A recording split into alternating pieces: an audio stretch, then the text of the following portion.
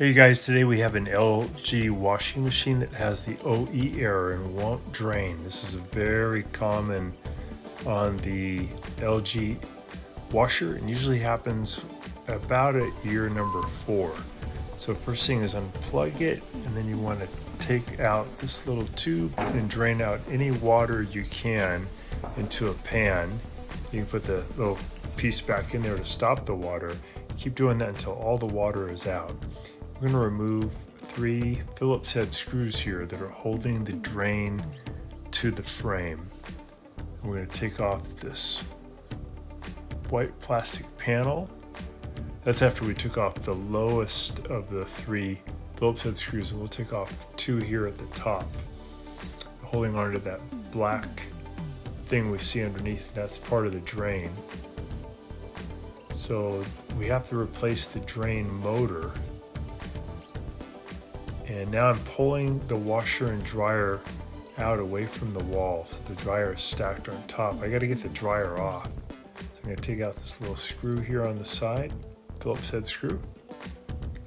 There's one on the right side. I'm using an angle tool to get in there because I don't have much room.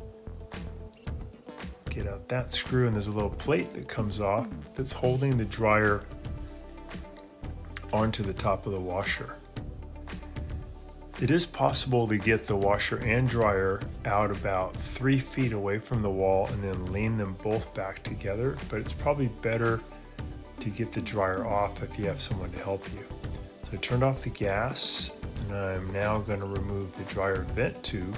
I'm just going to spin out a little screw there and then twist the tube off of the dryer. And now I'm going to grab the gas line with a pair of vice grips, and then I'll use a wrench to unscrew this fitting going lefty-loosey to get the gas line off.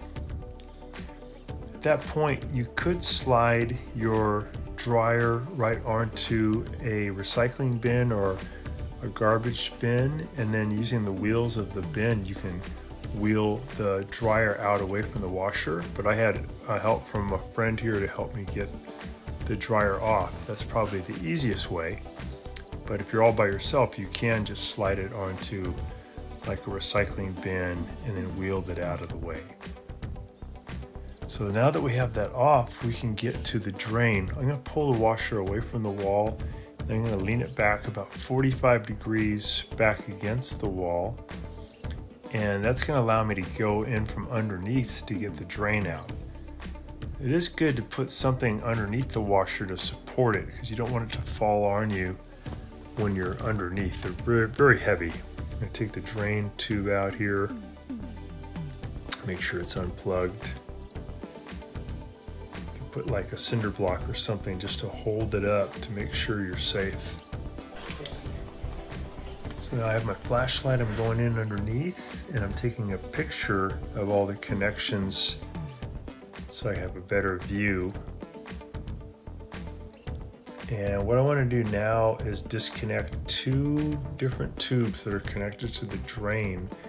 One is the tube bringing water from the tub to the drain, and the other is this green thing we see at the top, which is taking the drain water from the drain tube out away from your washer. So I'm using hose clamp pliers. We'll put a link in the description below if you want to get some of those to get this tube off of the drain assembly.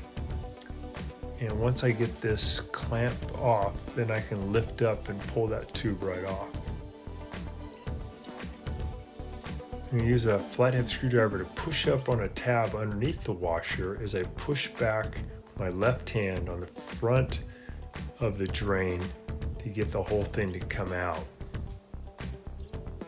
So I also disconnected the big black tube that was connected to it. It was bringing water from the tub to the drain. And now I'm going to just take this power wire off of the drain. It's connected to 2 spade connectors on the back, and it's kind of routed in there. So now I've got that off. I'm going to pull these 2 power connectors off, and now open up the new drain. There's a link in the description below for you guys. These are pretty inexpensive. I think they're only about 25 bucks.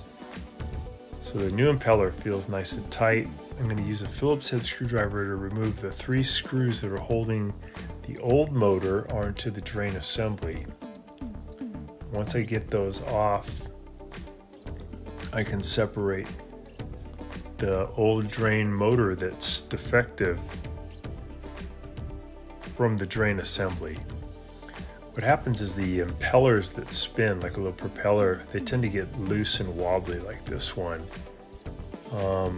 Due to age, or sometimes if like a coin comes in contact with the fast spinning impeller, that can break it loose too. But usually around the 4-year mark, it's really common for these to start having trouble.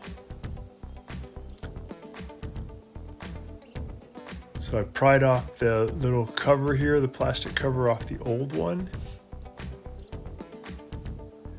I'm going to put it in over the new motor. Just push it all the way in until it clicks. And then I'll put the new motor along with the cover that I just put on onto the drain assembly. You notice that it's kind of at a 45-degree angle. That's actually correct. And then I'm going to put in the 3 Phillips head screws that hold it. You want to get those screws in nice and tight so you have a good watertight connection. The other way to do this whole procedure is to take off the top panel and then take off the front panel, but it's a lot more disassembly. They do give you this nice access panel underneath the washer. If you're able to tilt it back, then you can get in there and do this procedure. So now we're going to put it all back together. We're going to put the power spade connectors back onto the new motor. You're going to make sure you really get those on tight. Make sure they're in there solid. Wiggle them on so it won't go any further. There we go. I'm going to route that wire back the way it was. And now I'm pushing the drain motor assembly back into position. I'll add those screws in that are going to hold it onto the frame. I took the little drain tube, the small drain tube, and pushed it back through the frame also. So adding in those screws. There's a little tube. There's the plastic cover. I'm putting it through. And then I'm going to put one little screw there to hold that plastic cover in position down at the 6 o'clock position. Hey guys, can you take just a second to click on the subscription link below? It really helps our channel, and also the bell notification, so every time we make a new video, we can send it right to you. We make a new video about once every week. Really appreciate that, and if you give us a thumbs up, it'd be great. Thank you. Put the little cover back in. Now I'm going to hook up those tubes again. There's the green one. That's the one that takes water from the drain out away from the washer. I want to make sure you get the spring clamp on there nice and tight. These locking pliers make it pretty easy to do. Then I get this black tube on there, and I use some pliers to squeeze in on that clamp and get that on nice and tight. Now bring the washer down slowly. I'll get the drain tube back into the wall, plug it in, and then we'll give it a test to make sure it'll now drain out all the water. And we'll get rid of that OE error. It goes away automatically once the drain works again.